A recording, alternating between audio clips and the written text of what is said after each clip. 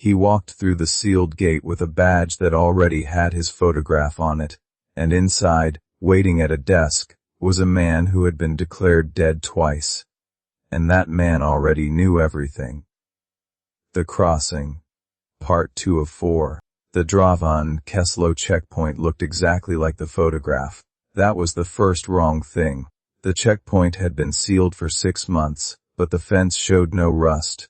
The chain links were clean. The concrete barriers were new. Someone was maintaining this place. Tariq parked his rental car half a kilometer down the road and approached on foot. The gate was padlocked. He photographed the lock. A commercial model, recently oiled, no dust in the keyway. He turned to photograph the guard tower. The light was on. He had not noticed that from the car. A single bulb burned behind the wire glass window, steady and still. He stood at the gate for 40 seconds. Then the intercom crackled. A voice said, "Press your identification against the reader, Mr. Osman." His hand went to his press credential before his brain caught up with what the voice had just done. He had not announced himself. He had not called ahead. He had not spoken a single word. He stepped back from the intercom. He told himself it was a camera. They had seen him approach and looked him up.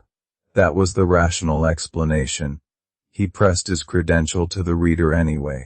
The gate opened.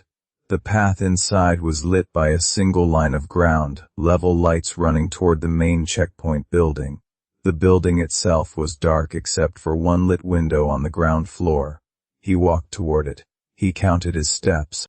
44 steps from the gate to the front door, and in those 44 steps he noticed 3 things.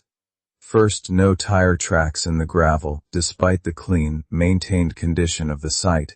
Second, a security camera mounted above the entrance, its red indicator light on, but the lens covered with a strip of black electrical tape. Third, his own name, printed on a laminated badge sitting on the ground directly in front of the door, face up, as if placed there for him to find. He picked up the badge. Tariq Osman, Border Authority visitor. Today's date, his photograph, his actual photograph, the one from his press accreditation, not a public image. Someone had accessed the press authority database. Someone with clearance, or someone who did not need it. He clipped the badge to his jacket. He pushed the door open. The front room was a standard checkpoint intake hall, 2 rows of plastic chairs, a processing desk behind glass, all empty, all clean. A door at the far end of the room stood open. He could hear something from the other side, the low sound of papers shuffling, a pen moving across a surface. He walked through. The back office had 1 desk, 1 lamp, and 1 man. The man was sitting with his back to the door, head bent over a document. He was wearing a dark navy border officer uniform. He had short gray hair parted precisely to one side. He did not turn around. He said, "You made good time, Mr. Osman. Sit down, please." Tariq did not sit. He asked the man to turn around. A pause, the sound of the pen stopping. Then the man turned. His eyes were completely white. No iris. No pupil. Just white, flat, and still looking directly at Tariq with an expression of mild professional attention. Victor Hale said, "You have questions. I have answers. But I need to show you something first." He slid a document across the desk.